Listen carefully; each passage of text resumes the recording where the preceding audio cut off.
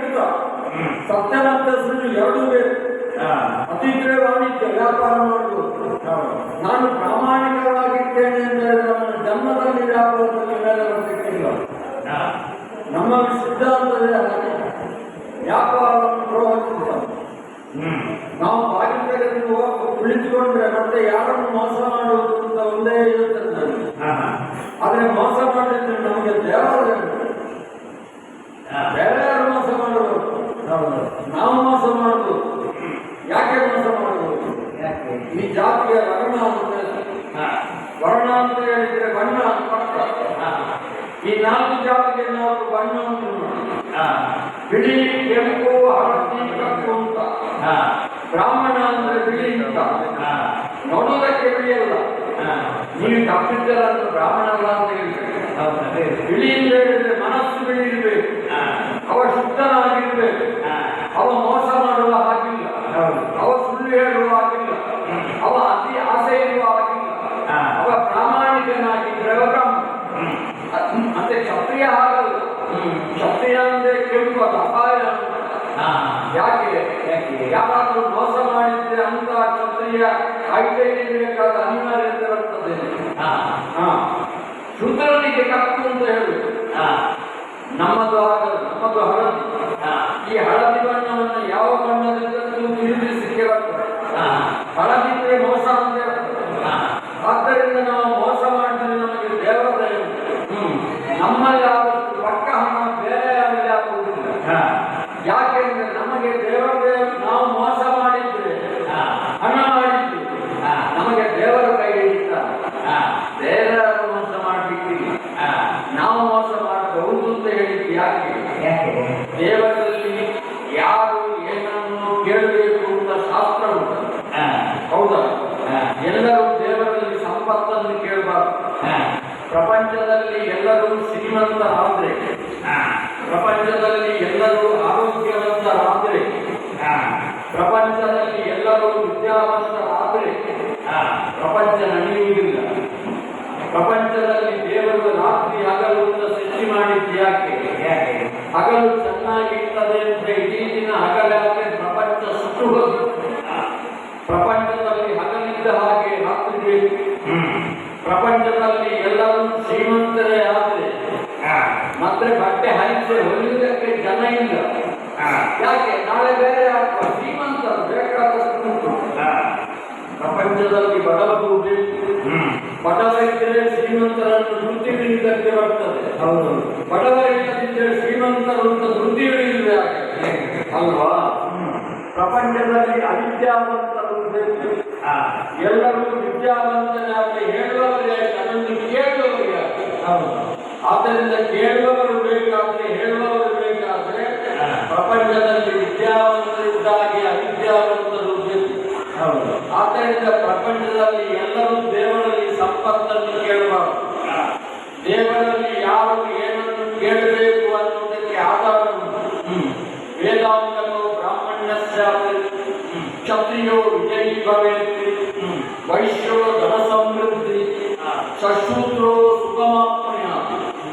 ಬ್ರಾಹ್ಮಣ ದೇವರಲ್ಲಿ ಸಂಪತ್ತನ್ನು ಕೇಳಲಿಕ್ಕಿಲ್ಲ. ನೀವು ಕಥೆ ಕೇಳುವುದಿಲ್ಲ. ಒಂದು ಊರಿನಲ್ಲಿ ಒಬ್ಬ ಬಡ ಬ್ರಾಹ್ಮಣ ಇದ್ದನು.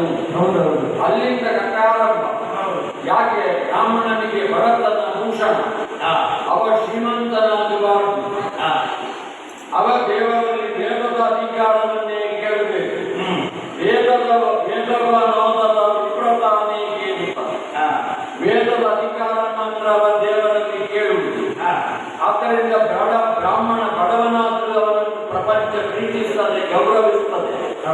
ನೋಡಿ, ಬ್ರಾಹ್ಮಣನ ಯಾರು ಎಷ್ಟೇ ದಕ್ಷಿಣೆ ಕೊಡ್ತಿ ಕೊಟ್ಟದ್ದನ್ನು ತಗೊಂಡು ಹೋಗ್ತಾನೆ. ದೇವರು ನಿನ್ನನ್ನು ಒಳ್ಳೆದು ಮಾಡಲಿರ್ತಾರೆ. ಅಂದ್ರೆ ಆ ಕಡೆ ಹೋಗಿ ಮತ್ತೆ ಲೆಕ್ಕ ಮಾಡ್ತಾನೆ. ಅಲ್ಲ, ಹಿಂದೆ ಹೋಗ್ಲಿಕ್ಕೆ ಸಾಕಾಗುತ್ತೆ. ಮತ್ತೆ ನಡ್ಕೊಂಡು ಹೋಗ್ಬೇಕು. ಅಲ್ಲ, ಹೇಳಿಕ್ಕೆ ಸುಮ್ಮನೆ. ಅಂದ್ರೆ ದೇವರಲ್ಲಿ ಬ್ರಾಹ್ಮಣ ಹಣಕ್ಕೆ ಕ್ಷತ್ರಿಯ ವಿಜಯಿ ಬಗ್ಗೆ. ಕ್ಷತ್ರಿಯನು ದೇವರಲ್ಲಿ ಸಂಪತ್ತನ್ನು ಕೇಳಬಾರದು. ಊರಿ ಜನ ಎಲ್ಲ ಕಪ್ಪ ಕಾಣಿಕೆ ತಂದು ಕೊಡ್ತಾರಲ್ಲ, ಮತ್ತೆ ಅವನಿಗೆ ಸಂಪತ್ತಿಯಾಗಿದೆ. ಆದ್ದರಿಂದ ರಾಜ್ಯವನ್ನು ವಿಸ್ತಾರ ಮಾಡುವುದಕ್ಕೆ ಏನು ದಾರಿ ಉಂಟು, ಅದನ್ನು ಮಾತ್ರ ನೋಡಬೇಕು. ಶೂದ್ರೋತ್ತಮಾತ್ಮನೆಯ ಶೂದ್ರನು ದೇವರಲ್ಲಿ ಸಂಪತ್ತನ್ನು ಕೇಳಬಾರದು. ನನಗೆ ಆರೋಗ್ಯ ಕೊಡಿ ದೇವರೇ, ಕೈಗಾಲು ಗಟ್ಟಿ ಕೊಡಿ, ತಿಳಿಯುವುದಕ್ಕೆ ಬೇಕಾದಂತಹ ಉತ್ಸಾಹ ಕೊಡಿ, ಇಷ್ಟನ್ನೇ ಕೇಳಿದೆ. ಅವನು ದೇವರಲ್ಲಿ ಸಂಪತ್ತನ್ನು ಕೇಳಬಾರದು. ನಾವೆಲ್ಲ ಹೇಳುವುದು ಸಾಯಂಕಾಲ ತನಕ ದುಡಿತಿ ಮಗ, ಸಾಯಂಕಾಲವಾಗ ಎಲ್ಲಾ ಬಾಯಾರಿಕೆ ಖಾಲಿ ಮಾಡ್ತೀಯಲ್ಲ, ಸ್ವಲ್ಪ ಸ್ವಲ್ಪ ಶೇಖರ ಮಾಡುವಾಗ ದುಡ್ಡು ಸ್ವಲ್ಪ ಉಳಿಸಬೇಕು ದುಡ್ಡು, ಸಂಜೆ ತನಕ ದುಡಿದದ್ದನ್ನ ಸಂಜೆ ಖಾಲಿ ಮಾಡಿದ್ರೆ ಮತ್ತೆ ನಾಳೆ ಕೆಲಸ ಮಾಡಿ, ಹೀಗೆ ಅವನಿಗೆ ಬುದ್ಧಿ ಹೇಳಬಾರದು. ಅವ ಸಾಯಂಕಾಲ ತನಕ ದುಡಿದದ್ದನ್ನು ಖಾಲಿ ಮಾಡಿದ್ರೆ ನಮಗೆ ನಾಳೆ ಬೆಳಿಗ್ಗೆ ಕೆಲಸಕ್ಕೆ ಬರ್ತಾರೆ. ಆದ್ದರಿಂದ ಅವ ಖಾಲಿ ಮಾಡುವುದೇ ಸರಿ. ಯಾಕೆ? ಅವ ದೇವರಲ್ಲಿ ಸಂಪತ್ತನ್ನು ಕೇಳಬಾರದು. ನಾವಾಗಲ್ಲ ವೈಶ್ಯ ಧನ ಸಮೃದ್ಧಿ, ನಮ್ಮ ಹತ್ರ ದುಡ್ಡ ಇಲ್ಲ, ಗುರುಕ್ಷೇಮ. ನೀವು ಕಾಗದ ಬರೆಯುವುದು ಗೊತ್ತಿದೆ ನಿಮಗೆ, ನಾನು ಕ್ಷೇಮ ನೀನು ಕ್ಷೇಮ ಎಂದು ಭಾವಿಸುತ್ತೇನೆ. ಅವ ಚಾಪೆಯಲ್ಲಿ ಮಲಗಿದ್ದಾನೆ, ನಾವು ಕ್ಷೇಮ ಆಗ್ತದೆ ಅಂದ್ರೆ ಅದಕ್ಕೆ ಅರ್ಥ ಉಂಟು. ನಮ್ಮನ್ನು ಬೆಳ್ಳಿ ಚಿನ್ನ ತಗೊಳ್ಬೇಕು ಅಂತಾದ್ರೆ ಅವನ ಮನೆಯಲ್ಲಿ ಊಟಕ್ಕೆ ಉಂಟು ಅಂತ, ಊಟಕ್ಕೆ ಚಿನ್ನ ಬೆಳ್ಳಿ ತಗೊಳ್ತಾನೆ. ಆದ್ದರಿಂದ ನಮಗೆ ವ್ಯಾಪಾರ ಆದರೆ ಗುರುಕ್ಷೇಮವಾಗಿ ಉಂಟು, ಅದಕ್ಕೆ ನಾನು ಕ್ಷೇಮ ಆದರೆ ಗುರುಕ್ಷೇಮ ಅಂತ ಹೇಳುವುದು. ಆಯ್ತಾ?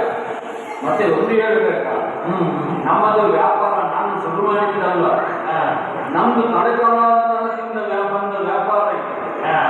ಆದರೆ ಒಂದು ವ್ಯಾಪಾರ ಹೇಗೆ ಮಾಡುವುದು ಅಂತ ಅವನಿಗೆ ಹೇಳಲಿಕ್ಕೆ ಬರ್ತದ, ಅದು ಹೇಳಿಕೊಳ್ಳಲಿಕ್ಕೆ ಬರುವುದಿಲ್ಲ. ಅವ ವ್ಯಾಪಾರ ರಕ್ತಗತವಾಗಿ ಬರಬೇಕು. ವ್ಯಾಪಾರದ ಗುಟ್ಟು ಅನ್ನೋದು ಅದೊಂದು ವಿದ್ಯೆ, ಅದು ಹೇಳಿಕೊಡುವ ವಿದ್ಯೆ ಅನ್ನೋದು ಹೇಳಿಕೊಡಲಿಕ್ಕೆ ಬರುವುದಿಲ್ಲ. ನಿಮಗೆ ಒಂದು ವಿಷಯ ಗೊತ್ತಿಲ್ಲ, ಭಾಗವತರ ಮಕ್ಕಳು ಅಡುಗು ಸುದ್ದಿಯಲ್ಲೇ ಹೌದಾ? ಅದು ನಿಮ್ಮ ಹತ್ರ ಹೇಳಬೇಕು, ನಮ್ಗೆ ಗೊತ್ತಿಲ್ಲ. ಯಾಕೆಂದ್ರೆ ಅದು ರಕ್ತಗತವಾಗಿ ಬರ್ತದೆ. ಆದ್ದರಿಂದ ವ್ಯಾಪಾರ ಅನ್ನೋದು ನಮ್ಮ ಅಪಾಯ ಹೇಳಿ. ವ್ಯಾಪಾರ ಅಂದ್ರೆ ಏನು? ನಾವು ಧನ ಸಂಪಾದನೆ ಮಾಡುವುದು ಅಲ್ಲ ಮಾತ್ರ, ಧನ ಸಂಪಾದನೆ ಮಾಡುವುದು. ಜನವಂತ ಹಣ ಬಂತು.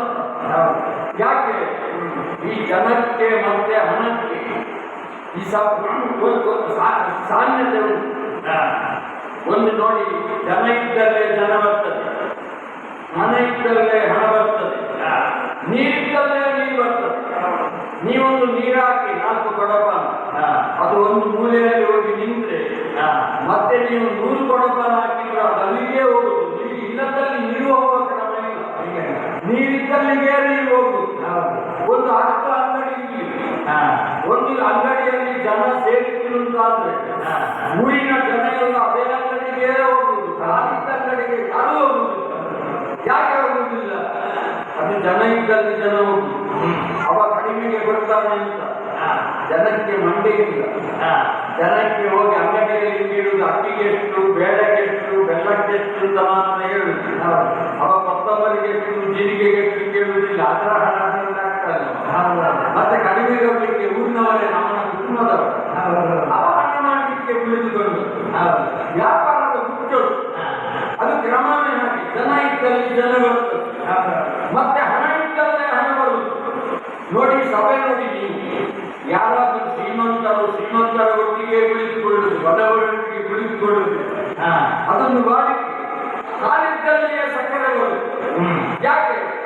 ಅದು ಗಂಜಿಯ ನೀರಿದ್ದಲ್ಲಿ ಉಪ್ಪು ಬರ್ತದೆ, ಅದಕ್ಕೆ ಸಕ್ಕರೆ ಹಾಕಿದ್ರೆ ಆಗುದಿಲ್ಲ, ಇದಕ್ಕೆ ಉಪ್ಪು ಹಾಕಿದ್ರೆ ಆಗುದಿಲ್ಲ. ಆದ್ದರಿಂದ ಸಂಬಂಧಿಕನಾಗಿ ಶ್ರೀಮಂತರ ಸ್ನೇಹವನ್ನೇ ಮಾಡುವುದು ಅದು ಸಾಮಾನ್ಯ. ಹಾಗೆ ನನಗೆ ಅಪ್ಪಯ್ಯ ಹೇಳಿದ್ರು, ನಾವು ಧನ ಸಂಪಾದನೆ ಮಾಡುವುದು ಅಲ್ಲ ಮಗ, ಧನ ಸಂಪಾದನೆ.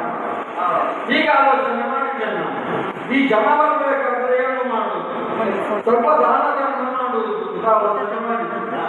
ಬಂದವರಿಗೆಲ್ಲ ದಾನ ಕೊಡ್ತೇನೆ ಅನ್ನೋದು ಪ್ರಚಾರ ಮಾಡುವುದು ಇಲ್ಲ. ದಾನ ಕೊಟ್ಟರೆ ಮತ್ತೆ ನಾವು ದಾನಕ್ಕೆ ಬರುವಾಗ ನಾವು ಅಂಗಡಿಯಲ್ಲಿ ಇರುವುದಿಲ್ಲ. ನಾವು ಬೇಕಾದಷ್ಟು ಸಹಾಯಧನ ಮಾಡ್ತೇವೆ ಅಂತ ಪ್ರಚಾರ ಮಾಡಿಬಿಡಿ.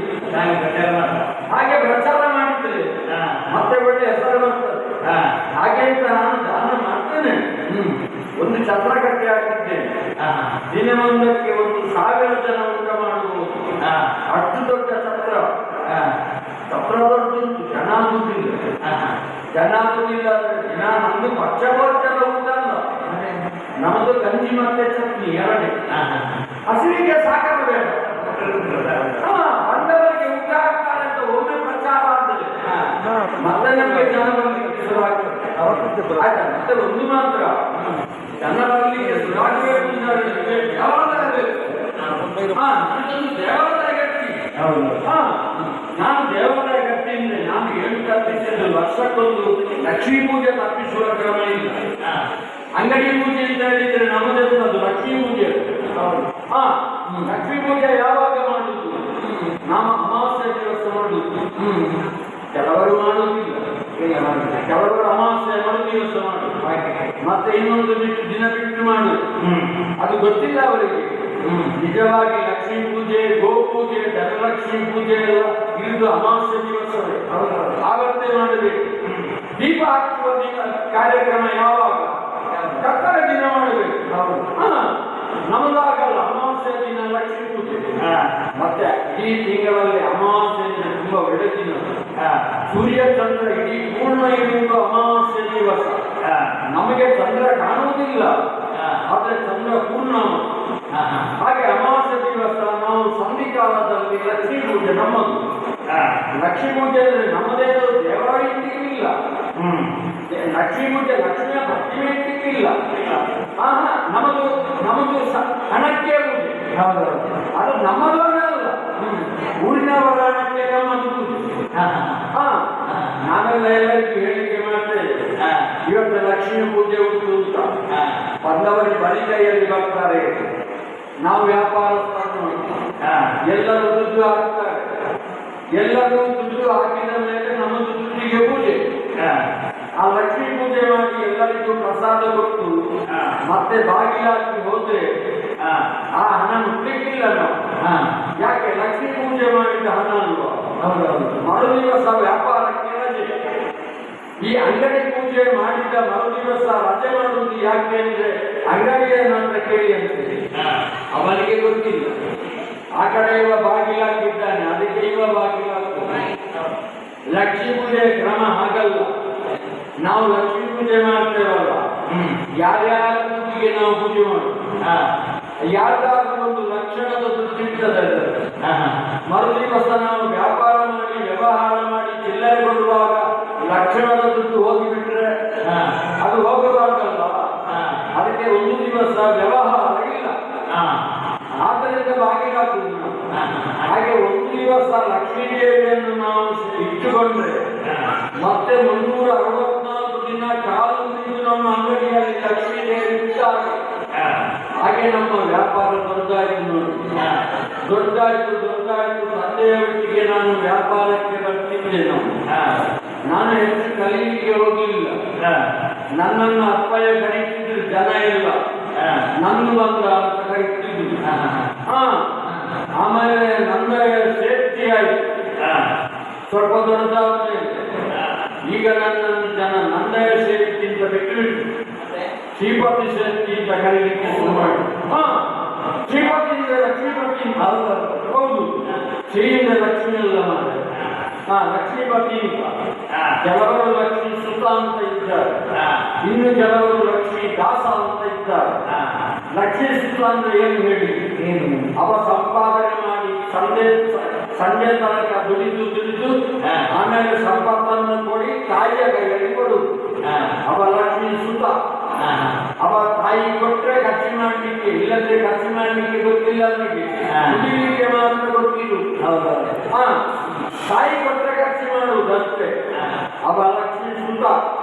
ಇನ್ನು ಲಕ್ಷ್ಮೀ ದಾಸ ಅಂದ್ರೆ ಏನು ಅಂತ ಕೇಳಿ, ಬೆಳಿಗ್ಗೆಯಿಂದ ಸಂಜೆ ತನಕ ದುಡಿದು ಹಣವನ್ನು ತಗೊಂಡೋಗಿ ಹೆಂಡತಿ ಕೈಗೆ ಕೊಡುವುದು. ಮತ್ತೆ ಪೇಟೆಗೆ ಹೋಗಬೇಕಾದ್ರೆ ಹೆಂಡತಿ ಎದುರು ನಿಂತು ತಲೆ ತಿಳಿಸಬೇಕು, ದುಡ್ಡಿಲ್ಲ ಅವನಿಗೆ. ಅವ ಕೊಟ್ಟ ಹಣವನ್ನು ಹಿಂದೆ ತಗೊಳ್ಬೇಕ ಕಷ್ಟ. ಅಲ್ಲ, ನಿಮ್ಮ ವಿಷಯ ನನಗೆ ಗೊತ್ತಿಲ್ಲ, ನೀವಿಲ್ಲ. ನಾನು ಆಗಲ್ಲ, ನಾನು ಲಕ್ಷ್ಮೀಪತಿ. ದುಡ್ಡು ದುಡಿಯುವುದು ನಾನೇ, ಇಟ್ಟುಕೊಳ್ಳುವುದು ನಾನೇ, ಖರ್ಚು ಮಾಡುವುದು ನಾನೇ. ಆದ್ದರಿಂದ ಜನ ನನ್ನನ್ನು ಶ್ರೀಪತಿ ಸೇರಿಸಿ ಅಂತ ಕರೆದು ಹೀಗೆ ತಂದೆಯೊಟ್ಟಿಗೆ ನಾನು ವ್ಯಾಪಾರಕ್ಕೆ ಬಂದೆ. ನೋಡಿ, ವ್ಯಾಪಾರದ ಇಷ್ಟ ಆಗುವಾಗ ತಂದೆಗೂ ವಯಸ್ಸಾಯಿತು, ನಮಗೂ ವಯಸ್ಸಾಯಿತು. ಅವರಿಗೆ ಆ ಹೋಗುವ ವಯಸ್ಸು, ನನಗೆ ಬರುವ ವಯಸ್ಸು. ಅಪ್ಪನಿಗೆ ಗೊತ್ತಾಯಿತು, ಅಪ್ಪ ನನ್ನದೊಂದು ಮದುವೆ ಮಾಡಿ. ಸತ್ಯ ಹೇಳ್ತೇನೆ, ನನಗೆ ಮದುವೆ ಆದದ್ದು ನನಗೆ ಗೊತ್ತಿಲ್ಲ. ಅದು ಮದುವೆ ಆದದ್ದು ಗೊತ್ತುಂಟು. ಈ ಮದುವೆ ಆದದ್ದು ಅದೊಂದು ಹೆಣ್ಣು ಮಾಡುವ ಕಾರ್ಯಕ್ರಮ ಉಂಟಲ್ವ, ನನಗೆ ಹೆಣ್ಣು ನೋಡಿ ಕಾರ್ಯಕ್ರಮ ಇಲ್ಲ, ನಾನು ಹೆಣ್ಣು ನೋಡಲಿಲ್ಲ. ನಮ್ಮ ಮನೆಯಲ್ಲಿ ನಮ್ಮ ಸಂಬಂಧಿ ಸಂಪ್ರದಾಯ ಹೇಗೆ, ನಮ್ಮ ಮನೆತನಕ್ಕೆ ಹೆಣ್ಣು ಯಾವುದು ಅಂತ ಗಂಡು ನೋಡುವುದಲ್ಲ, ತಂದೆ ತಾಯಿ ನೋಡು. ಮತ್ತೆ ನಮಗೆ ನೋಡ್ಲಿಕ್ಕೆ ಎಂತ ಗೊತ್ತುಂಟು, ನಮಗೊಂದು ಬಣ್ಣ ನೋಡ್ಲಿಕ್ಕೆ ಗೊತ್ತುಂಟು, ಅದಕ್ಕಿಂತ ಹೆಚ್ಚು ನಮಗೆ ಅಂತ ಗೊತ್ತುಂಟು. ನಮ್ಮ ಮನೆತನಕ್ಕೆ ಎಂತ ಹೆಣ್ಣಾಗಬೇಕು ಅಂತ ಹಿರಿಯರಿಗೆ ಗೊತ್ತಿರುವುದು. ಆದ್ರಿಂದ ನಮ್ಮ ತಂದೆ ತಾಯಿ ಹೆಣ್ಣು ನೋಡಿದ್ರು, ಅಪ್ಪಯ್ಯ ಹೇಳಿದ್ರು, ನಮ್ಮ ಮಗ ನಿನಗೆ ಹೆಣ್ಣು ನೋಡಿದ್ದೆ, ನಾಳೆ ನಿಶ್ಚಯ ಅಂತ. ಆಯ್ತಾ, ಹಾಗೆ ನಿಶ್ಚಯ ಆಯ್ತು, ಮದುವೆ ಆಯ್ತು. ಭಾರಿ ಲಕ್ಷಣದ ಹೆಣ್ಣು ಮಾರೆ. ಹೌದು, ನೀವು ಹೇಳಿದ್ರೆ ನಂಬಲಿಕ್ಕಿಲ್ಲ. ನನ್ನ ಹೆಂಡತಿ ಗೃಹ ಪ್ರವೇಶ ಮಾಡುವುದೊಂದು ಕ್ರಮ ಉಂಟು ನಮ್ಮಲ್ಲಿ. ಒಂದು ಸೇರು ಅಕ್ಕಿ ಚೆಲ್ಲಿ ಅವಳ ಪ್ರವೇಶ ಮಾಡಬೇಕು. ಭಾರಿ ಲಕ್ಷಣದ ಹೆಣ್ಣು ನಮ್ಮ ತಂದೆ ನೋಡಿದ ಮನೆತನದ್ದು. ಮತ್ತೆ ನೋಡಿಕೊಂಡಷ್ಟು ಚಂದ ಇಲ್ಲ ಮಾತ್ರ, ಲಕ್ಷಣ. ಮತ್ತೆ ಚಂದ ಇಲ್ಲ ಅಂತ ಹೇಳಿದ್ರೆ ಒಂದು ಹೇಳ್ಬೇಕು ನಿಮಗೆ, ಯಾವಾಗಲೂ ಗಂಡನಿಗಿಂತ ಹೆಂಡತಿ ಚಂದ ಇಲ್ಲ. ಭಾರಿಯೇ ರೂಪವತಿ ಶತ್ರು, ಹೆಂಡತಿ ಚಂದ ಇದ್ರೆ ಅವಳೇ ನಮಗೆ ಶತ್ರು. ನೋಡಿ, ಗಂಡನಿಗಿಂತ ಹೆಂಡತಿ ಚಂದ ಇದ್ರೆ ಒಂದಲ್ಲ ಒಂದು ದಿನ ಅವಳು ಹೇಳ್ತಾರೆ, ಜಗಳಾಗುವಾಗ, ಕೋಪ ಬರುವಾಗ, ನಿಮ್ಮ ಮುಸುಡಿಗೆ ನಾನಾದಕ್ಕೆ ಮತ್ತೆ ಬದುಕಬೇಕು. ಅದು ಲಕ್ಷಣ ಮಾತ್ರ. ಹೇಗೆ ಅಂತ ಕೇಳಿ, ಒಂದು ಸೇರಕ್ಕೆ ಚೆಲ್ಲಿ ಒಳಗೆ ಪ್ರವೇಶ ಮಾಡಿದ್ರು, ಒಂದು ದಿನಕ್ಕೆ 10 ಸೇರು ಅಕ್ಕಿ ಉಳಿಲಿಕ್ಕೆ ಆರಂಭ ಆಯಿತು. ಅಷ್ಟು ಲಕ್ಷಣ. ಒಂದು ಜನ ಹೆಚ್ಚಾದ್ರೆ 10 ಸೇರು ಅಕ್ಕಿ ಹೆಚ್ಚು ಲಕ್ಷ ಅಲ್ವಾ? ಇದು ಹಾಗಲ್ಲ, ಒಂದು ಸೇರು ಉಳಿತು. ಹೇಗೆ ಅಂತ ಕೇಳಿ, ನನ್ನ ಹೆಂಡತಿ ಗೃಹ ಪ್ರವೇಶ ಆಗಿ 1 ತಿಂಗಳಾಗಲಿಲ್ಲ, ನನ್ನ ತಂದೆ ಹೋಗಿದ್ರು. ಹೌದಾ? ವಯಸ್ಸಾಯ್ತು, ನನಗೆ ಬೇಜಾರಿದೆ. ವಯಸ್ಸಾಯ್ತು. ಸುಮ್ಮನೆ ವಯಸ್ಸಾದವರು ಸುಮ್ಮನೆ ಇದ್ರೆ ಮನೆಯಲ್ಲಿ ನೆಮ್ಮದಿ. ನೀವು ವಯಸ್ಸಾದವರ ಇದು ತಿಳಿದುಕೊಳ್ಳಬೇಕು. ಅವರು ಅವರಿಗೆ ಎಂದೂ ಅವರಿಗೆ ಹೇಳಲಿಕ್ಕೆ ಆಗುದಿಲ್ಲ, ನಮ್ಮನ್ನು ತಿಳಿದುಕೊಳ್ಳಿಕ್ಕೆ ಬಿಡುವುದಿಲ್ಲ. ತೆಗಿದ್ದಾರೆ ಅಂತ ಸುಮ್ಮನೆ ಯಾಕೆ ತಿಳಿದುಕೊಂಡಿದ್ದರು, ಅವರು ಒಟ್ಟಿಗೆ. ಮತ್ತೆ ನಮ್ಮ ತಂದೆ ತಾಯಿ ಅಂತ ಹೇಳಿದ್ರೆ ಅವರ ಆದರ್ಶ ದಂಪತಿಗಳು, ಒಬ್ಬರನ್ನು ಬಿಟ್ಟು ಒಬ್ಬರಿಲ್ಲ. ಅಪ್ಪ ಹೋಗಿ 1 ವಾರ ಆಗುವಾಗ ಅಮ್ಮ ಹೋದ್ರು, ಇಬ್ಬರು ಹೋದ್ರು, ಒಂದು ಸೇರಿ. ನನಗೆ ಮೊದಲೇ ಗೊತ್ತಿದ್ದೆ, ನಾನೊಂದು 5-6 ಸೇರಾದ್ರೂ ಸೇರುತ್ತಿದ್ದೆ. ಆಗ ಸುಳಿಯಿಲ್ಲ. ಮತ್ತೆ ಯೋಚನೆ ಆಯ್ತು, ಒಂದೇ ಸೇರಿ ಒಳ್ಳೆದಾಯ್ತು. ನಾನು ಹೋಗ್ತಿದ್ದೆ. ದೇವರ ಆಲೋಚನೆ ಮತ್ತೆ ನಮ್ಮದು ಚಿಕ್ಕ ಸಂಸಾರ. ನಾನು ಮತ್ತೆ ನನ್ನ ಹೆಂಡತಿ 1 ವರ್ಷ ಆಗುವಾಗ ನನ್ನ ಹೆಂಡತಿ ಹೆಣ್ಣು ಮಗಳು ಎಷ್ಟು ಏನೊಂದು ಆಶ್ಚರ್ಯ ಆದಾಗಿದೆ. ಒಂದು ಮಾತು ನೀವೊಂದು ವಿಷಯ, ಒಂದು ಮಗುವೆ ಆಗಬೇಕಾದ್ರೆ ಕೆಲವರು ಹೇಳುವ ಹರಕೆ ಎಷ್ಟು ಆಗಬಹುದು. ಈ ನನ್ನ ಹೆಂಡತಿ ಆಗಲ್ಲ. ನಾನು ಒಂದೇ ಒಂದು ಹರಕೆಯಲ್ಲಿ, ನನ್ನ ಹೆಂಡತಿಯ ಧರ್ಮ, ಅವಳು ಪತಿವ್ರತೆ ಅಂದ್ರೆ ಏನು? ಯಾವ ದೇವರಿಗೂ ಕೈ ಮುಗಿಬಾರ್ದು, ಪತಿಯೇ ದೇವರು. ನಾನು ಹೇಳಿದ್ದೆ, ಈಗ ದೇವಸ್ಥಾನಕ್ಕೆ ಸುಟ್ಟು ಬರಬೇಡ, ಕಷ್ಟ ಬಂದ್ರೆ ಸ್ವಲ್ಪ ನಾಣ್ಯ ತೆಗೆದು ತುಳಸಿಗಟ್ಟೆ ಇಳಿದು ಮತ್ತೆ ಅದೇ ಹಣ್ಣಲ್ಲಿ ನಾವು ಮನೆಗೆ ಇಟ್ಟಿರ್ತದೆ ದೇವರಿಗೆ. ಮತ್ತೆ ಸುಮ್ಮನೆ ದೇವರ ಡಬ್ಬಿಗೆ ಹಾಕುದು ಯಾಕೆ? ಆಲೋಚನೆ ಮಾಡಿ. ಮತ್ತೆ ನನ್ನ ಹೆಂಡತಿ ವೃತ, ನೀವು ಹೇಳಿದ್ರೆ ನಂಬಲಿಕ್ಕಿಲ್ಲ. ಅವಳು ಏಕಾದಶಿ ಊಟ ಮಾಡುವುದಿಲ್ಲ, ಇಲ್ಲ. ಮತ್ತೆ ಕಾರ್ತಿಕ ಸೋಮವಾರ ಊಟ ಮಾಡುವುದಿಲ್ಲ, ಮತ್ತೆ ಗುರುವಾರ ಊಟ ಮಾಡುವುದಿಲ್ಲ, ಮತ್ತೆ ಶನಿವಾರ ಊಟ ಮಾಡುವುದಿಲ್ಲ. ಮನೆಯಲ್ಲಿ ಹೆಂಗಸರು ಎಷ್ಟು ಉಪವಾಸ ಮಾಡ್ತಾರೆ ಅಷ್ಟು ಹಣ ಉಳಿಯುತ್ತದೆ. ಅಲ್ಲ, ಆಗಲ್ಲ. ಮನೆಯಲ್ಲಿ ಹೆಂಗಸರು, ಮನೆಯಲ್ಲಿದ್ದವರಿಗೆ ಎಂತ ಸೇವೆ ಮಾಡಲ್ಲ. ಮತ್ತೆ ಒಂದು ಮಾತ್ರ, ನನ್ನ ಕೆಲವರ ಹೆಂಡತಿಯರು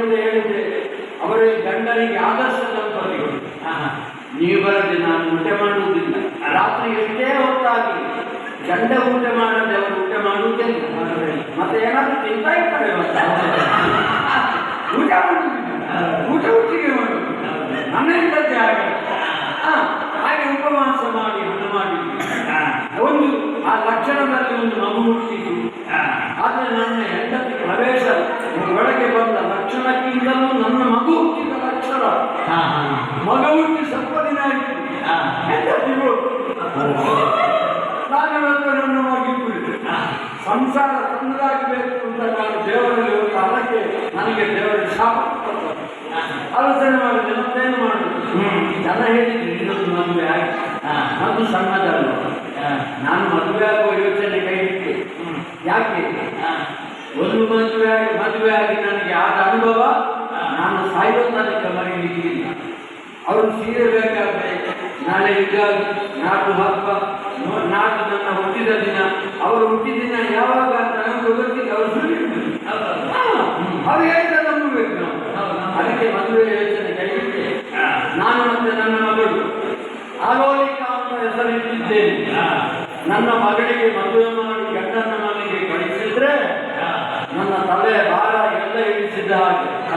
ನನ್ನ ಮಗಳಿಗೆ ಮದುವೆ ಆಗಲಿಕ್ಕೆ ಕಷ್ಟ ಆಗಲಿಕ್ಕಿಲ್ಲ. ಯಾಕೆ ಗೊತ್ತುಂಟ? ನನ್ನ ಮಗಳದ್ದು ಸ್ವಾತಿ ನಕ್ಷತ್ರ. ಸ್ವಾತಿ ನಕ್ಷತ್ರದ ಮಕ್ಕಳು ಸೋಬಾದನೆ ಬರ್ತಾರೆ. ಇದು ನಕ್ಷತ್ರ ಭಾವ. ಹಾಗೆ ಯೋಚನೆ ಮಾಡುತ್ತೇನೆ. ಏನಾಗಿ ಈ ಸಲ ಗುರುಬಲ ಒಳ್ಳೆದುಂಟು. ಅದಕ್ಕೆ ಜಾತಕ ಕಟ್ಟಿಕೊಂಡು ಬಂದಿದ್ದೇನೆ. ಮದುವೆ ನನ್ನ ಒಳ್ಳೆ ಹುಡುಗ ಸಿಕ್ಕಿದ್ರೆ ಸಾಕು.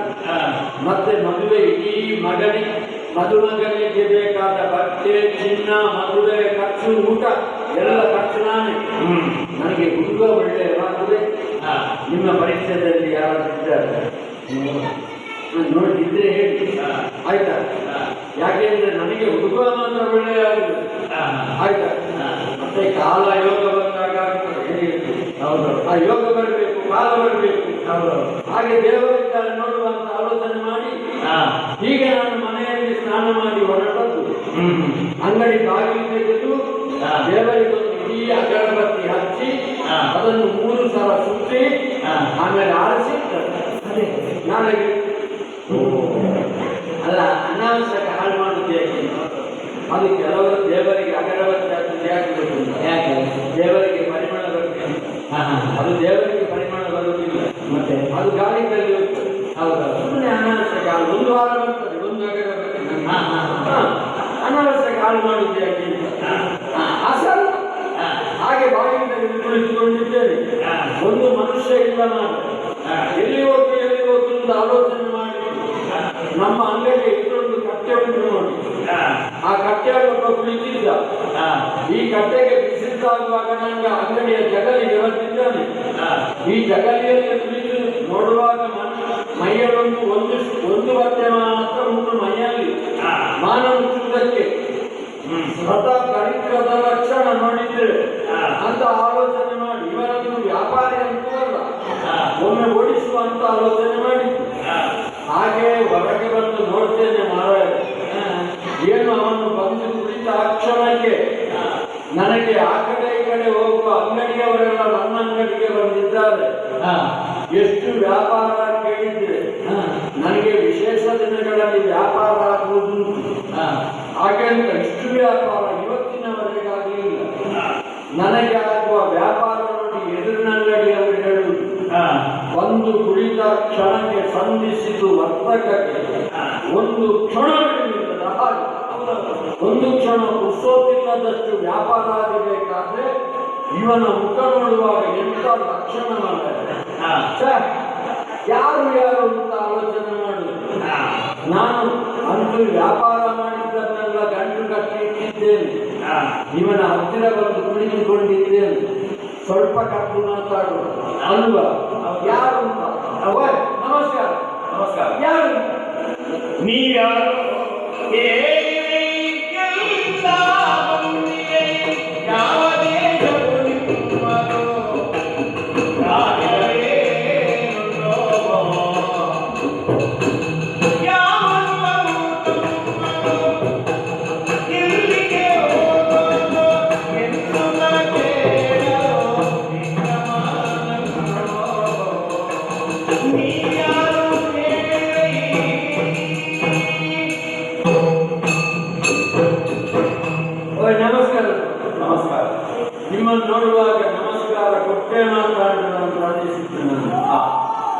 ನಾನು ಆರಂಭ ಮಾಡಿದ್ದೆ ಹಾಗೆ ನೀನು ಯಾರು ಕೇಳಿದೆ. ನಮ್ಮ ವಯಸ್ಸು ನೋಡಿದ್ರೆ ನನಗೊಂದು ಅಲೆವಾಸಿ ವ್ಯವಸ್ಥೆ ಆಗಿತ್ತು. ನೀವು ತುಂಬಾ ಯುವಕ, ನಾನು ಮುದುಕ. ಆದ್ರೆ ಈ ಗೌರವವನ್ನು ಒಂದು ವಸ್ತು ಉಂಟು ನೋಡಿ, ಅದನ್ನು ಕೊಟ್ಟು ತಗೊಳ್ಬೇಕು. ಒಬ್ಬರಿಗೆ ಗೌರವ ಕೊಟ್ಟರೆ ನಮಗೆ ಸಿಗುತ್ತದೆ ಅಂತ ನಿಮ್ಮನ್ನು ನೋಡುವಾಗ ಕರೆದು ಮಾತಾಡುವ ಬಂಧಿಸಿದ್ದು ನನಗೆ. ಯಾಕೆ ಗೊತ್ತುಂಟು, ನಿಮ್ಮನ್ನು ನೋಡುವಾಗ ನನಗೆ ಒಮ್ಮೆ ಸಂತೋಷವೂ ಆಯಿತು, ಒಮ್ಮೆ ಆಶ್ಚರ್ಯವೂ ಆಗ್ತದೆ. ನೀವು ಈಗಿನವರು ನೀವು ಬಂದು ತುಳಿತ ಲಕ್ಷಣದಿಂದ ನನಗಾದ ವ್ಯಾಪಾರ ಒಮ್ಮೆ ಕಟ್ಟು ಮಾತಾಡುವ ಅಂತ ಅನ್ನಿಸಿದ್ದು ನನಗೆ. ನಿಮ್ಮ ಪರಿಚಯ ಆಗಿದೆ ನನಗೆ. ನಾನೇ ಅಂಗಡಿಗೆ ಯಜಮಾನ. ಓ, ಇದು ನಮ್ಮ ಅಂಗಡಿ. ತಮ್ಮ ಅಂಗಡಿ ಅಲ್ಲ, ಅದು ನೀವು ಎಷ್ಟು ಸರಿ ನನ್ನದು ಅಂತ ಹೇಳಬಾರ್ದು. ಹೌದು, ನಾವೆಲ್ಲ ಏನು ಶಾಶ್ವತ ಇದೆ. ಭೂಮಿ ಇದ್ದಷ್ಟು ದಿನ ನಾವಿರ್ತೇವೆ, ಈ ಮನೆ ಇದ್ದಷ್ಟು ದಿನ ನಾವಿರ್ತೇವೆ. ಆದ್ದರಿಂದ ನಮ್ಮ ಭೂಮಿ, ನಮ್ಮ ಮನೆ, ನಮ್ಮ ತೋಟ ನನ್ನದು ಅಂತ ಹೇಳಬಾರದು, ನಮ್ಮದು ಅಂತ ಹೇಳಬೇಕು. ಅದು ನಿಮ್ಮಿಂದ ಕಲಿಬೇಕು. ನಾನು ಮಾತಾಡೋ ಅಂತ ಎಲ್ಲ ಹೇಳಬಾರ್ದು. ಹೌದೌದು, ಎರಡನ್ನು ಬಿಟ್ಟು ಯಾವುದು ಹೆಂಡತಿ ಮತ್ತೆ ಮಕ್ಕಳು. ಅದೇ ನಮ್ಮ ಹೆಂಡತಿ ನಮ್ಮ ಮಕ್ಕಳು ಅಂದ್ರೆ ಹೆಂಡತಿ ಮನೆ ಬಿಟ್ಟು ಹೋಗಿ ಇನ್ನೊಂದು ಭೂಮಿಗೆ ಮಣ್ಣೆ ಸಾಗಿರುವ ಅಂಗಳದಲ್ಲಿರುವ ನಾಲಿ ಯಾರು ಅಂತ ಕೇಳಿದಾಗ ಅದು ನಮ್ಮದು ಅದೇನೋ ಆ ನಾಯಿಯ ಮರಿ ಯಾರು ಅಂತ ಕೇಳಿದಾಗ ಅದನ್ನು ನಮ್ಮದು ಹೇಳ್ಬಾರ್ದು, ಅದು ನನ್ನದು ಹೇಳ್ಬಾರ್ದು, ಅದನ್ನ ಹೇಳ್ಬಾರ್ದು. ಅದು ನೋಡ್ಬೇಕು, ನಮಗೆ ನಮ್ಮನ್ನು ನೋಡಿ ಮುಗಲ್ ಸತ ಆಗ್ತದೆ ಅಂತ ನೋಡ್ಬೇಕು. ನಿಮ್ಮದು ನಿಮ್ಮ ನೋಡುವಾಗ ಆಶ್ಚರ್ಯಾಗಿ ಈ ಅಂಗಡಿ ಯಜಮಾನ ಹೆಸರು ನಾನಿದ್ದೆ ಊರಿನ ಹೆಸರು ಅಂದಯ್ಯ ಶಕ್ತಿ ಅಂತ ಶ್ರೀಪತಿ ಅಂದಯ್ಯ ಜನನನ್ನ ಆಗಿ ಕರೀತಾರೆ. ನಿಮ್ಮನ್ನು ನೋಡುವಾಗ ನಿಮ್ಮ ತಿಳ್ಕೊಳ್ಬೇಕು ಅಂತಾಯ್ತು ನನಗೆ. ನೀವು ಬಂದು ಪ್ರೀತಾಕ್ಷಣಕ್ಕೆ ಆದ ವ್ಯಾಪಾರ, ನಿಮ್ಮ ಮುಖ ಲಕ್ಷಣ, ನೀವೊಂದು ವಿದ್ಯಾವಂತ ಇರಬಹುದು ಏನು ಅಂತ ಗೊತ್ತಿಲ್ಲ. ಗೊತ್ತಿಲ್ಲವರಿಗೆ ಗೊತ್ತು ಹುಡುಬೇಕಲ್ಲ ಅಲ್ವ. ನಿಮ್ಮನ್ನು ತಿಳ್ಕೊಳ್ಳುವ, ನೀವು ಯಾರು, ನಿಮ್ಮ ಊರು ಯಾವುದು, ನಿಮ್ಮ ಜಾತಿ ಯಾವುದು, ನಿಮ್ಮ ತಂದೆ ತಾಯಿ ಯಾರು, ಯಾವ ಕಡೆ ಹೊರಟಿದ್ದಿ, ಕಾರ್ಯವೇನುಂಟಿಲ್ಲಿ, ಈ ಊರಿಗೆ ಕಾರ್ಯನಿಮಿತ್ತವಾಗಿ ಬಂದರು ಅಥವಾ ಮುಂದೆ ಹೋಗುವುದಕ್ಕೆ ನಮ್ಮ ಒಂದು ದಾರಿಯು ನನಗೆ ತಿಳ್ಕೊಳ್ಳುವ ಅಂತ ಹೇಳು. ಸಂಪದು ಮಹತಾಮಯ ಮಹತಾಮಯ ವರ್ತತೆ ಕ್ಷೀಯತೆ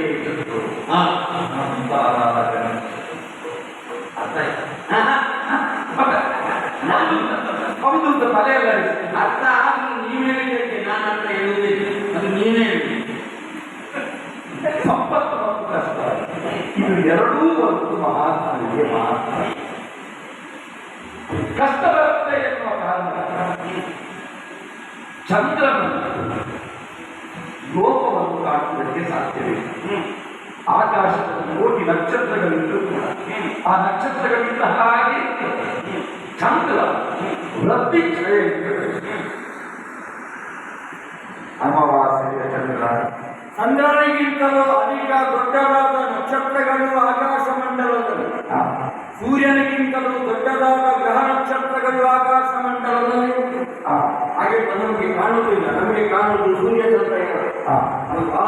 ಆ ಚಂದ್ರನಿಗೆ ಪ್ರತಿಕ್ಷಯ ಅಂತ ಇಟ್ಟು ಅಮಾವಾಸ್ಯೆಯ ಚಂದ್ರ, ಹುಣ್ಣಿಮೆಯ ಚಂದ್ರ, ನಾನು ಅಮಾವಾಸ್ಯೆಯ ಚಂದ್ರನ ಇಟ್ಟು ಕಾಣುವುದಿಲ್ಲ. ನಮ್ಮ ದೇಶ ನಮ್ಮ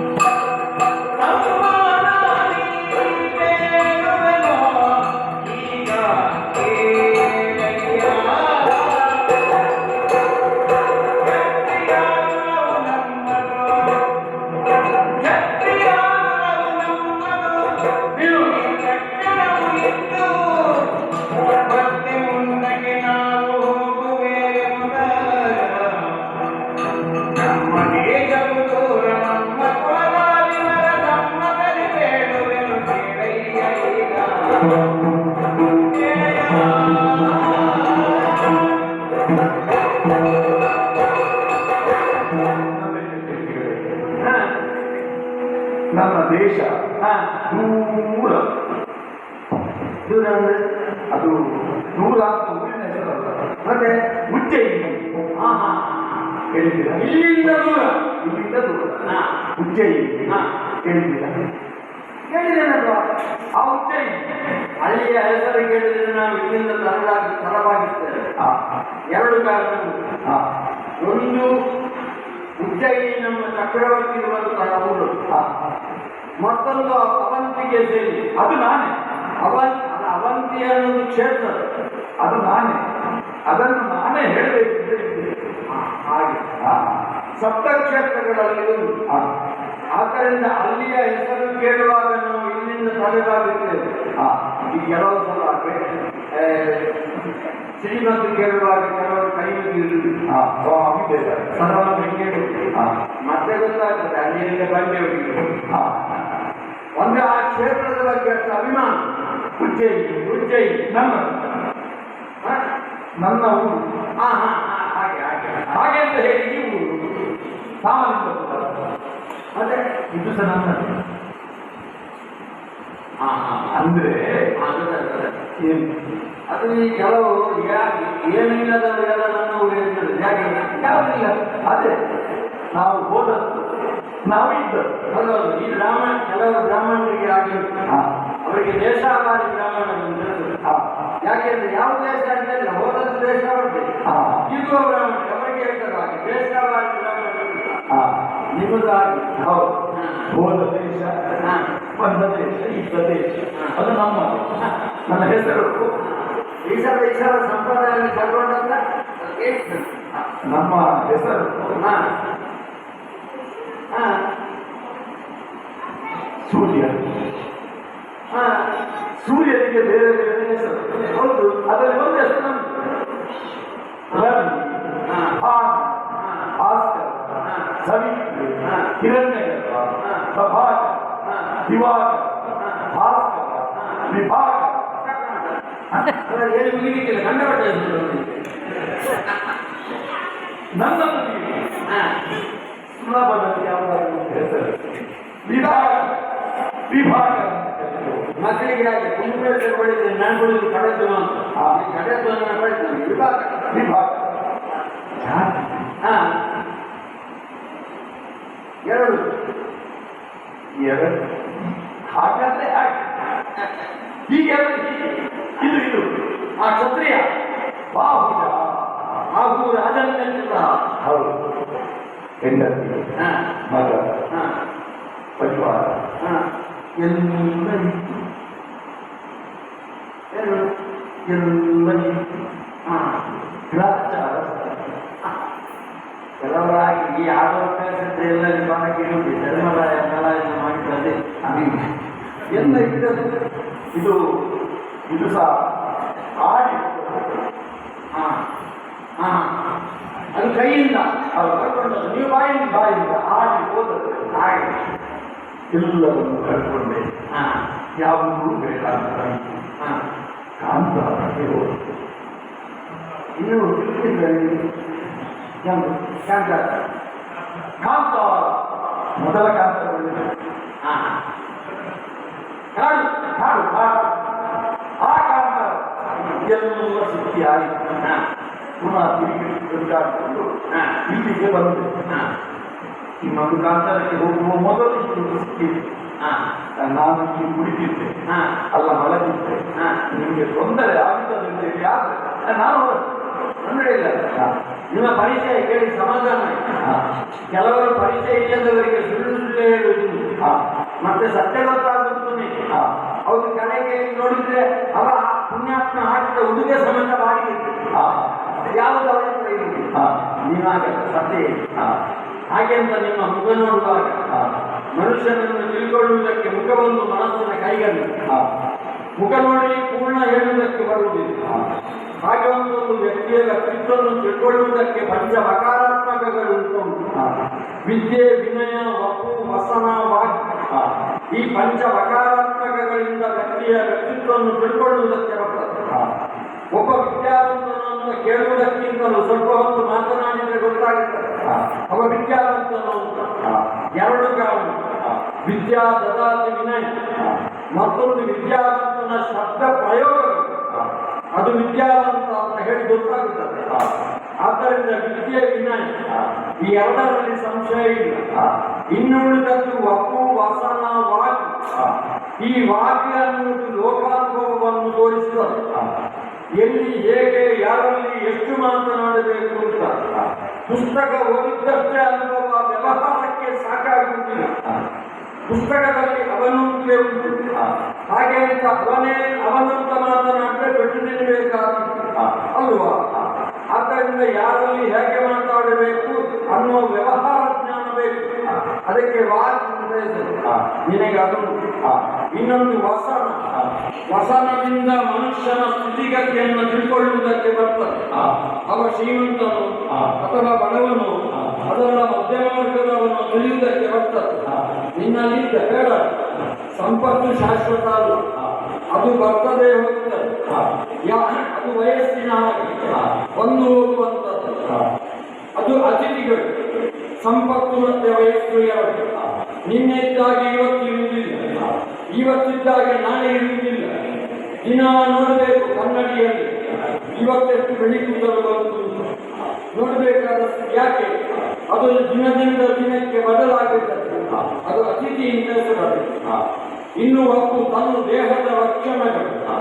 ಒಂದು ಮನುಷ್ಯನ ದೇಹವನ್ನು ನೋಡಿದ್ರೆ ಅವ ಯಾವ ವರ್ಣಕ್ಕೆ ಸೇರಿದವನು ಅಂತ ತಿಳಿದುಕೊಳ್ಳುವುದಕ್ಕೆ ಬರ್ತದೆ. ಬ್ರಾಹ್ಮಣ್ಯಸ್ಥ ಮುಖಮಾಸಿ ಬಾಹು ರಾಜನ್ಯಕೃತ ಮೂರು ತದಸ್ಯ ವೈಶ್ಯ ಮಧ್ಯಾನುಶೂದ್ರೋ ಅದಾಯತ. ವಿರಾಟ ಸ್ವರೂಪದ ಭಗವಂತನ ದೇಹದಿಂದ 4 ವರ್ಣಗಳು ಹುಟ್ಟಿಕೊಂಡವು. ಆ ಕಾರಣದಿಂದ ನಿನ್ನನ್ನು ನೋಡುವಾಗ ಕ್ಷತ್ರಿಯ ಅನ್ನುವುದಕ್ಕೆ ಸಂದೇಹ ಇಲ್ಲ. ಭಕ್ತರಿಗೆ ಇಟ್ಟಂತಹ ಆ ಕುರುಹುಗಳು, ಅಂಗ ಸಾಧನೆಯನ್ನು ಮಾಡಿದಂತಹ ದೇಹ, ಇದು ಎರಡು ಕ್ಷತ್ರಿಯ ಅಂತ ಸೂಚಿಸುತ್ತದೆ, ಸಂಶಯ ಇಲ್ಲ. ಆದರೂ ಒಂದು ಸಂದೇಹ ನನಗೆ ಬಂದದ್ದು. ಯಾಕೆ? ಬ್ರಾಹ್ಮಣನು ಕ್ಷತ್ರಿಯ ಹೋಗುವಾಗ ಹಾಗೆ ಹೋಗುವ ಹಾಗಿಲ್ಲ, ಕೈಯಲ್ಲಿ ಆಯುಧ ಪಾಣಿಯಾಗಿ ಹೋಗಬೇಕು. ಬ್ರಾಹ್ಮಣನ ಕೈಯಲ್ಲಿ ದಂಡ ಇರಬೇಕು, ಇಲ್ಲ ದರ್ಪೆಯ ಕಟ್ಟಾದರೂ ಬ್ರಾಹ್ಮಣನ ಕೈಯಲ್ಲಿ ಬೇಕಾಗುತ್ತದೆ. ಪಾಂಡವರು ಕಾಡಿಗೆ ಹೋಗುವಾಗ ಗೌಮ್ಯರು ದರ್ಪೆಯ ಕಟ್ಟನ್ನು ಹಿಡಿದಾಗ ಧೃತರಾಷ್ಟ್ರ ಕೇಳಿದಂತೆ ಗೌಮ್ಯರು ಹೇಗೆ ಹೋಗುತ್ತಿದ್ದಾರೆ ಅಂತ. ದರ್ಪೆಯ ಕಟ್ಟನ್ನು ಇಟ್ಕೊಂಡು ಹೋಗುತ್ತಿದ್ದಾರೆ. ಯಾಕೆ? ನಾಳೆ ನಿನ್ನ ಮಕ್ಕಳಿಗೆ ತರ್ಪಣ ಪಿಂಡ ಹಾಕಲಿಕ್ಕೆ ದರ್ಪೆ ಬೇಕಲ್ಲ, ಅದಕ್ಕೆ ಅಂತ. ಅದು ಅದಕ್ಕೆ ಉಪಯೋಗ ಆಗಿ ಹೋಗಬೇಕು. ಇದು ಬಿಡು. ಆದರೆ ಕ್ಷತ್ರಿಯನಲ್ಲಿ ಆಯುಧ ಬೇಕು. ನಿರಾಯುಧನಾಗಿ ಕ್ಷತ್ರಿಯ ಹೋಗುವ ಹಾಗಿಲ್ಲ. ಅಂತಹ ನಿನ್ನನ್ನು ಕಂಡಾಗ ನಿಜವಾಗಿಯೂ ನೀವು ಕ್ಷತ್ರಿಯರೇ? ಈಗೊಂದು ಸಂದೇಹ ಬಂದದ್ದು. ಈಗ ಸಂದೇಹ ಇಲ್ಲ. ನಿನ್ನನ್ನು ನೋಡುವಾಗ ನನಗೆ ನಿನ್ನ ಮಾತಿನ ಮೇಲೆ ವಿಶ್ವಾಸ ಉಂಟು. ನೀನು ನನ್ನ ಅತಿಥಿಯಿಂದ ತೀರ್ಮಾನ ಮಾಡಿದ್ದೇನೆ. ಮೇಲೆ ನೋಡಿದ್ದು ನೀನು ಹೇಳುವಾಗ ಮೇಲೆ ನೋಡಿದ್ದು ನಾನು. ಮಧ್ಯಾಹ್ನ ಆಗಿದ್ರೆ ಅವತ್ತು ಊಟದ ಸಮಯ. ಆದ್ದರಿಂದ ನೀನು ನನಗಿಂತಲೂ ಕ್ಷತ್ರಿಯ, ಎತ್ತರದ ಸ್ಥಾನದಲ್ಲಿ ಇರುವವ. ನನ್ನದು 2ನೇ ವರ್ಣ, ನಿಮ್ಮದು 3ನೇ. ನನ್ನದು 3ನೇ ವರ್ಣ. 2 ಕೂಡಿಸು 3 5 ಪಂಚಮ ಕಾರ್ಯ ಸಿದ್ಧಿ. ಅದು ಹಾಗಾದ್ರೆ ಆದಿತ್ತು. ಅದು ಸಿದ್ಧಿಯಾರಿಗೆ ನನ್ಗ ನಿಮ್ಗ ನೋಡಬೇಕು. ಯಾಕೆಂದ್ರೆ ಇಬ್ಬರದ್ದು ಒಟ್ಟು ಮಾಡಿ ಸೇರಿ ಸಿದ್ಧಿ ಮಾಡಿದ್ದಲ್ವಾ. ಆದ್ದರಿಂದ ಅದು ನೋಡಬೇಕು. ಅದು ಸಿದ್ಧಿಯಾರಿಗೆ ಆಗ್ತದೆ ಅಂತ ನೋಡುವ. ನನಗೆ ಆದ್ರೆ ಲಾಭ, ನಿಮ್ಗಾದ್ರೂ ನನಗೆ ನಷ್ಟ ಇಲ್ಲ. ಯಾಕೆ? ನಿಮ್ಗೆ ಆದದ್ದಲ್ವಾ, ನನಗೆ ನಷ್ಟ ಇರಲಿಲ್ಲ. ಆಗಲಿ. ಈ ಮಧ್ಯಾಹ್ನದ ಹೊತ್ತಲು ನನ್ನ ಮನೆಗೆ ಅತಿಥಿ ಬಂದಾಗಿದೆ. ಇವತ್ತು ನಮ್ಮ ಮನೆಗೆ ಬಂದು ಊಟ ಮಾಡಿ ವಿಶ್ರಾಂತಿ ತಗೊಂಡು ಹೋಗ್ಬೇಕು. ನೀವು ಬರುವುದಿಲ್ಲ ಅಲ್ವಾ? ಊಟದ ವ್ಯವಸ್ಥೆ ಒಳ್ಳೆ ಮಾಡಿದ್ದು. ಬರ್ಲಿಕ್ಕೆ ಮನಸ್ಸುಟ್ಟು ದಾರಿ ಮಾಡಿಕೊಳ್ಬೇಕು. ಹೌದು. ಅಂತರಂಗವ ಬಹಿರಂಗವ ಅಲ್ಲ. ಯಾಕೆ? ನನ್ನ ಹತ್ರ 2 ಉಂಟು. ಕಡು ರುಚಿಯ ಬರ್ಕೊಂಡು ಮಾಡಿದೆ ಕಡುವ ಮನೆಯು ವೈದ್ಯನೋ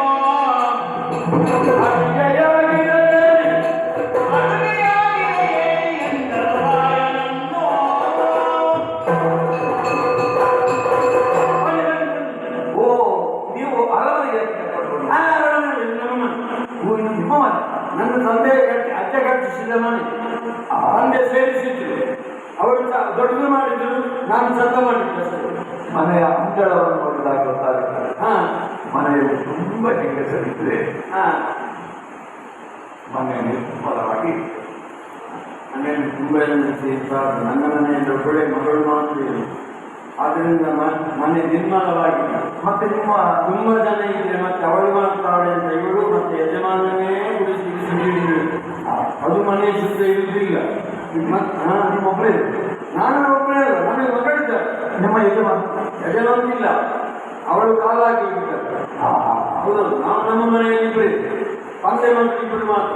ನನ್ನನ್ನು ಭೋಜನಕ್ಕೆ ಅಂತ ಕರೆದಿಲ್ಲ. ಹೌದಲ್ಲ, ವ್ಯವಸ್ಥೆ ಎಷ್ಟು ವ್ಯವಸ್ಥೆ ಮಾಡಿದ್ರು, ಎಷ್ಟು ದಿವಸ ಊಟ ಮಾಡಿ ಆದರೂ ಹಾ ನಮ್ಮ ಸಂಪ್ರದಾಯ ಕ್ರಮ ಇಲ್ಲದಿದ್ದಕ್ಕೆ ಆಗ್ತದೆ.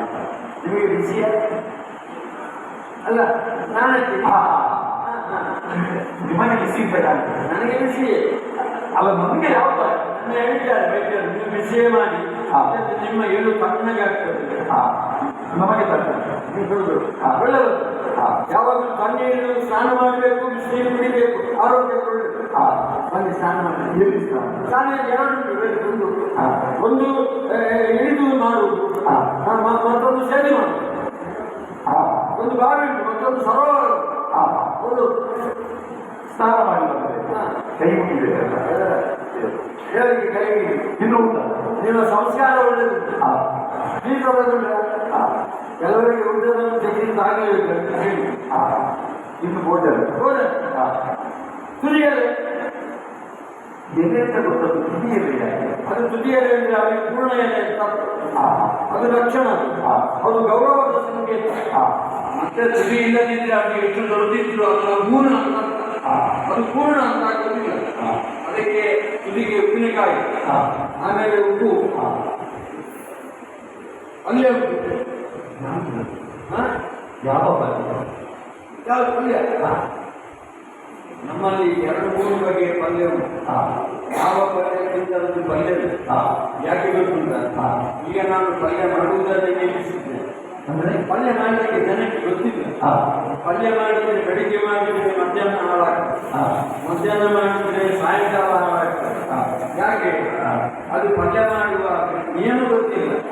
ಈಗ ಎಲ್ಲರೂ ಅಡುಗೆ ಮಾಡುವುದಾಗಿ ಗೊತ್ತಾಗುವುದೇ, ಅದು ಪಾಕಶಾಸ್ತ್ರ ಉಂಟು, ಪಾಕಶಾಸ್ತ್ರ. ಆದ್ದರಿಂದ ಆ ಶಾಸ್ತ್ರದ ತಿಳ್ಕೊಂಡೇ ಅಡುಗೆ ಮಾಡಬೇಕು. ನಾವು ಮಾಡಿದ ಪಲ್ಯ ನಾಳೆವರೆಗೆ ಹಾಳಾಗುತ್ತೆ. ಇದು ನಿನ್ನೆ ಅಲ್ಲಪ್ಪ, ನಿನ್ನೆದಲ್ಲ, ಆದರೆ ಅದಕ್ಕೆ ಪಾಕ ಉಂಟು ಅಂತ. ನಾವು ಪಲ್ಯ ಮಾಡುವುದು ಹೇಗೆ ಗೊತ್ತುಂಟ? ನಾವು ಪಾಯಸಕ್ಕೆ ತೆಂಗಿನಕಾಯಿ ಹಾಳಾಗ್ತೇವಲ್ಲ, ಅದರ ಮತ್ತೆ ಉಳಿದದ್ದನ್ನು ಇದಕ್ಕೆ ಹಾಕಬೇಕು ಪಲ್ಯ. ನೀವು ಕೂಡ ಅದನ್ನೇ ಅಲ್ಲ, ಆಗಲ್ಲ, ಅದು ಹಾಳಾಗುತ್ತಿಲ್ಲ. ಹಾಳಾಗುವುದನ್ನು ತೆಗೆದಾಕಿದ್ದಲ್ಲ, ನಾನು ಅದು ಎಷ್ಟು ದಿನ ಇಟ್ಟರೂ ಆಗಲ್ಲ. ಅದು ನಾನು ಹೇಳಿದ್ದೆ ಅಂತ ಯಾರ ಹೇಳ್ಬೇಡಿ. ಮತ್ತೆ ಅಡಿಗೆ ನನ್ನ ಉಟ್ಕೊಂಡು ಬಂದದ್ದು ಪಲ್ಯ, ಅನ್ನ, ಸಾರು. ಹೌದು, ಸಾರು, ಸಾಂಬಾರು ಉಂಟು.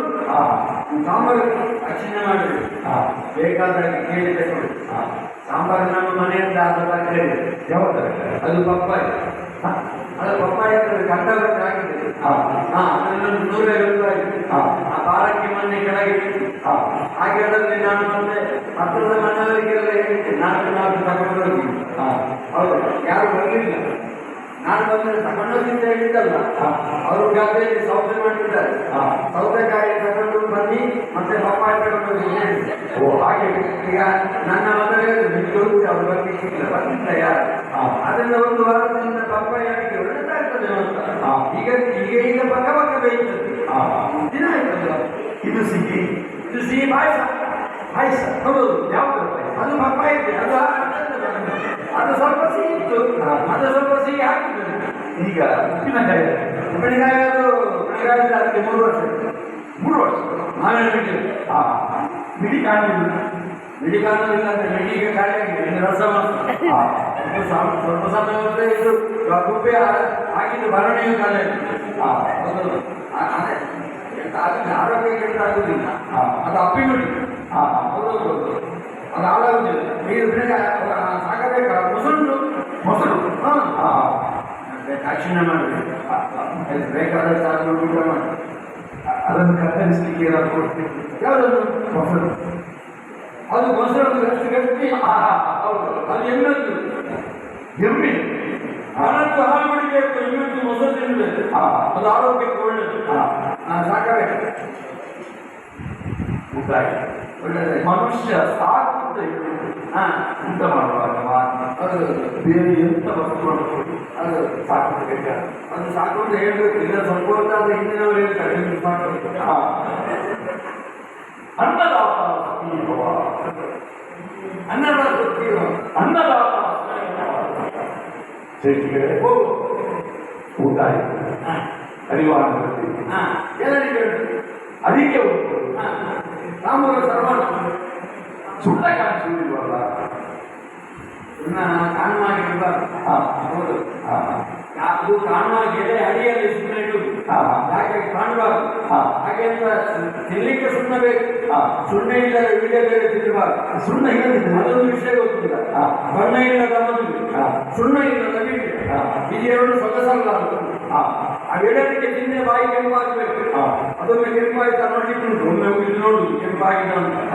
ಹೌದು, ಯಾಕೆಂದ್ರೆ ಕೆಂಪಾಗಬೇಕು. ಮದುವೆ ಅಂದ್ರೆ ಬಣ್ಣ ಬೇಕು. ದೇವರ ಮುಖ ದೊಡ್ಡ ದೊಡ್ಡ ಮಾಡಿಕೊಂಡು ಮದುವೆ ಮನೆ ಅಂತ ಗೊತ್ತಾಗುದಿಲ್ಲ. ಅದು ಸೂತಕದ ಮನೆ ಆಗಿರ್ಬಾರ್ದು. ಅದು ಬಣ್ಣ ಕಾಣಬೇಕು. ಅದಕ್ಕೆ ಬಣ್ಣ ಕಾಣಬೇಕು. ಮೊದಲು ಬಣ್ಣ ಹೌದು, ನಮ್ದು ಹಾಗೆ ಮದುವೆ ಮನೆ ಅಂತ ಗೊತ್ತಾಗಬೇಕು. ಎಲ್ಲರೂ ಸಂತೋಷದಿಂದ ನಗನಾಗಿ ತೆಗಿಬೇಕು. ಮದುವೆ ವಿಳೆ ವಿಳೆ ತಿಂದ್ರೆ ಕೆಂಪಾಗಬೇಕು. ಬಣ್ಣ ಇಲ್ಲದ ಮದುವೆ, ಸುಣ್ಣ ಇಲ್ಲದ ವಿಳೆ ಸೊಗಸಲ್ಲ ಅಂತ. ಅದರಿಂದ ಸುಣ್ಣ ಅಡಿಯಲ್ಲಿ ಸಂತೋಷ ಆಯ್ತು. ಅಲ್ಲ ಹೋಗ್ಬಾರ್ದು, ಊಟ ಮಾಡಿದ ಮೇಲೆ ಹೋಗ್ಬಾರ್ದು. ಸ್ವಲ್ಪ ಕೊಟ್ಟು ಕುಳಿತು ಮಂದಿ ಹೋಗ್ಬೇಕು. ಬಂದಂತಹ ನೆಂದ ಆರಂಭದಲ್ಲಿ ಬಂದಾಗ ಮನೆಯೊಡೆ ಸ್ವಲ್ಪ ನೀರಿಕೊಂಡು ಬನ್ನಿ ಕೈ ಕಾಲ್ಕೊಂಡು ಒಳಗಡೆ ಅದೇ ನೆಂತ ಒಂದು 2 ದಿವಸ ಕುಳಿತುಕೊಳ್ಳಿ. ಯಜಮಾನ ಹೇಳ್ತಾರೆ ಅಲ್ಲಿ ನೀರಲ್ಲಿ ಕಾಲು ಕೊಟ್ಟು ಬನ್ನಿ. ಮದುವೆ ಹೇಳ್ತಾನೆ, ನೀನು ತರುವಾಗ ನಾನು ಹೋಗ್ತಾನೆ. ಇನ್ನೂ 4 ದಿವಸ ಕಲಿಯುತ್ತೆ. ಸಂಜೆ ಆಗುವಾಗ ಮನೆ ಕೊಡಂತ ಹೇಳ್ತಾರೆ. ಮೇಲಿಗೆ ಬಿಟ್ಟಂತ ಒಂದು ದನ ಕಾಣಿಸುವುದಿಲ್ಲ. ಅದು ಇವನೇ ಕರ್ಕೊಂಡು ಬಂದ್ರೆ ಆಗುತ್ತೆ. ಹೌದು, ಅಲ್ಲಿಗೆ ಹೆಚ್ಚಾಗಬಾರ್ದು. ಹೌದು, ಅದು ಸಂಬಂಧದ ಒಳಗೆ ಮಾತ್ರ. ನಮ್ದು ಸಂಬಂಧ ಇಲ್ಲ, ಇದು ಪ್ರೀತಿ ಮಾತ್ರ. ಹೌದು, ಸ್ವಲ್ಪ ಬೆಳೆಸಿಕೊಳ್ಳಿ. ಸರಿ, ನನ್ನ ಮಗಳ ಹತ್ರ ಮಾತಾಡೋದು. ಸರಿ, ನನ್ನ ಎರಡು ಹೋಗ್ಬೇಕು. ಚಂದ ಇದ್ದಾನೆ, ಚಂದ ಮಾತ್ರ ಅಲ್ಲ, ಒಳ್ಳೆ ಲಕ್ಷಣ ಇದ್ದಾರೆ, ಒಳ್ಳೆ ವಿದ್ಯಾವಂತ ಇದ್ದಾರೆ. ಇವನನ್ನು ಕರ್ಕೊಂಡು ಬಂದ ನಾನು ಊಟ ಹಾಕಿದ್ದಲ್ಲ, ದೇವರನ್ನ ಮತ್ತೆ ನನಗೆ ಮಗಳಿದ್ದಾಳಲ್ಲ. ಇಷ್ಟು ಚಂದದ ಹುಡುಗನನ್ನು ಕೈ ಬಿಟ್ಟು ನನ್ನ ಮಗಳಿಗೆ ಮತ್ತೆ ಯಾರು ಸಿಗಲಿಕ್ಕಿಲ್ಲ ಅಂತ ಕರ್ಕೊಂಡು ಬಂದು ಒಳ್ಳೆ ವಿದ್ಯಾವಂತ. ಮನುಷ್ಯನಿಗೆ ಯಾವ ಕಾಲಕ್ಕೂ ಹೋಗದೇ ಇದ್ದದ್ದು ವಿದ್ಯೆ ಅಲ್ವಾ? ಊರಿನಲ್ಲಿ ಊರು ಬಿಟ್ಟು ಹೋಗುವಾಗ ಸಂಪತ್ತು ಖಾಲಿಯಾಗಿತ್ತು, ಶಕ್ತಿ ಖಾಲಿಯಾಗಿತ್ತು, ಬಂಧುಗಳು ಖಾಲಿಯಾದವು, ಆರೋಗ್ಯ ಖಾಲಿಯಾಗಿತ್ತು, ಜ್ಞಾನವನ್ನು ಖಾಲಿಯಾಗಿತ್ತು. ಯಾವ ಪ್ರಪಂಚದ ಯಾವ ಮೂಲೆಗೂ ಕಲ್ಪದವನಂತರಿದ್ದಾರೆ ಅಂತ ಜ್ಞಾನಿ ಇದ್ದಾರೆ. ಯಾವುದಕ್ಕೂ ಮಗಳನ್ನು ಬಂದು ಮಾತಾಡುವ ನನ್ನ ಮಗಳ ಹೆಸರು ಆಲೋಲಿಕೆ ಅಂತ. ಓ ಆಲೋಲಿಕ,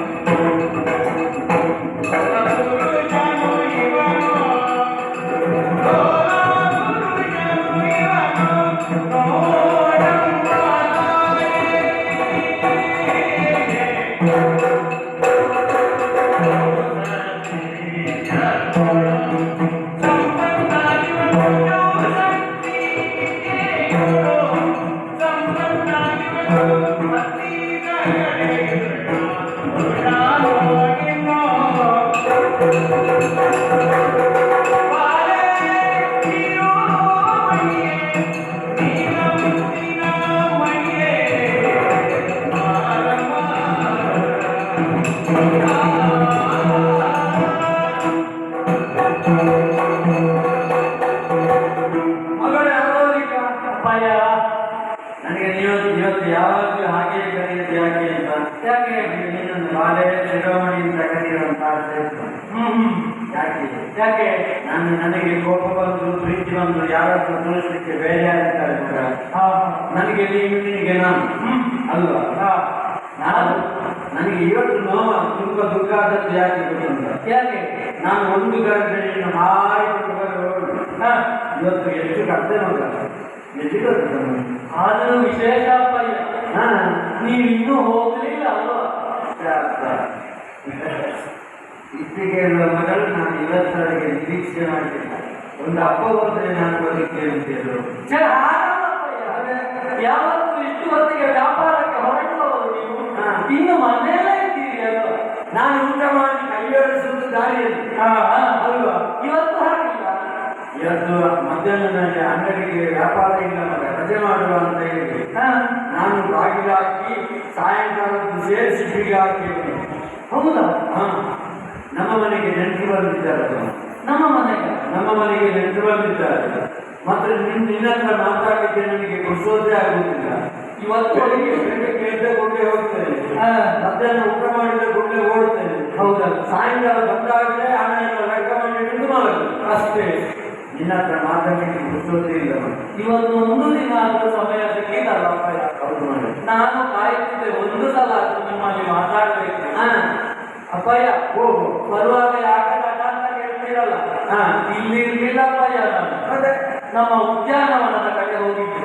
ನಮ್ಮ ಉದ್ಯಾನವನಕ್ಕೆ ನೀವು ಯಾವಾಗಲೂ ಒಂದು ಕಡೆಯಲ್ಲೇ ಇರುವುದು ನೋಡಿ.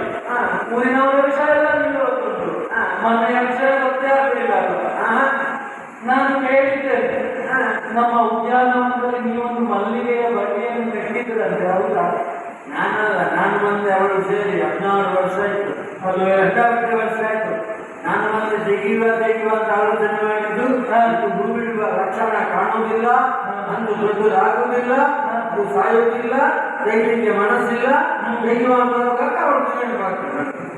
ಆದರೂ ಇತ್ತೀಚೆಗೆ ಆ ಬಳ್ಳಿಯನ್ನು ನೋಡಲೇ ಇರುವಂತಪ್ಪ ಮತ್ತೆ ನಾನು ತುಂಬಾ ದಿನ ನೋಡಿದ್ದೀನಿ.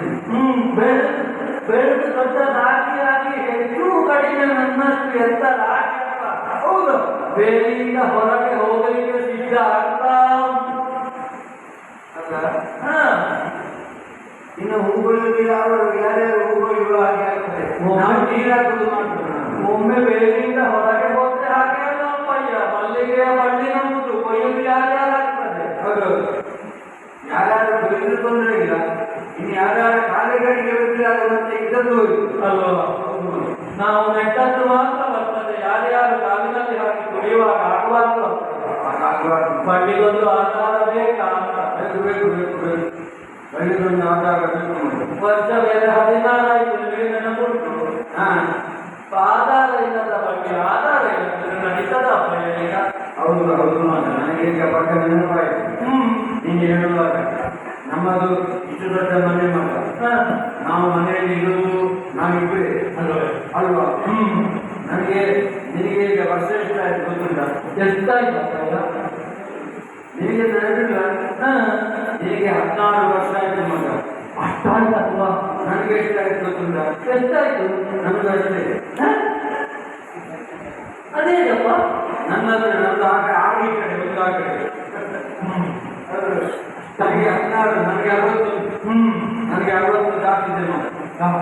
ನಾವೊಂದು ವಾಡಿಕೆಯಲ್ಲಿ ಮಾತುಂಟಲ್ಲ ಹೇಗೆ ಅವರಿಗೆ 60 ದಾಟಿದೆ ಅಂತ ಒಂದು ಮಾತಾಡುವುದು ಕೂಡ ನಂಬಿಕಾಗುವುದಿಲ್ಲ ಅಂತ ಒಂದು, ಮತ್ತೊಂದು ಎಷ್ಟು ದಿನವೂ ಕಾಯಲಿಕ್ಕಿಲ್ಲ ಅಂತ ಇರುವುದು. ನಿವೃತ್ತಿಯ ಸಮಯ ಆಯ್ತಾ ಅಲ್ವಾ? ಸಮಯ ಆಯ್ತು ಅಂತ. ಹಾಗೆ ನಮ್ಮ ಮನೆಯಲ್ಲಿ ಸುಗತ ಮನೆಯಲ್ಲಿ ಇರುವುದು ನಾನು ಮಗ. ಸಾಮಾನ್ಯ ಮಾತುಂಟು ಹೇಗೆ ಮನೆಯಲ್ಲೊಂದು ಹೆಣ್ಣಿದ್ರೆ ಮೈಯಲ್ಲೊಂದು ಹುಣ್ಣು ಇದ್ದ ಹಾಗೆ. ಹೌದು ಮಗ. ಅದು ಯಾಕೆ ಹೇಳುದು ಗೊತ್ತುಂಟ? ಈ ಬೇರೆ ಏನೋ ಗಾಯ ಆದ್ರೆ ಗಾಯ ಇದ್ದಲ್ಲಿ ಮಾತ್ರ ನೋವು, ಹುಣ್ಣು ಆಗಲ್ಲ. ಎಲ್ಲಿಟ್ಟು ಈ ಮೈಯನ್ನ ನೋಡಿ. ಅದರಿಂದ ವಯಸ್ಸಿನ ಹೆಣ್ಣು ಮಗಳು ಮನೆಯಲ್ಲಿ ಇದ್ರೆ ತಂದೆ ತಾಯಿಗಳು ಮೈಯಲ್ಲಿ ಹುಣ್ಣು ಇದ್ದ ಹಾಗೆ. ನಿನಗೆ ಈಗ 16 ವರ್ಷ ಆಯ್ತಾ? 16 ಆಯ್ತಾ? ಹೌದು.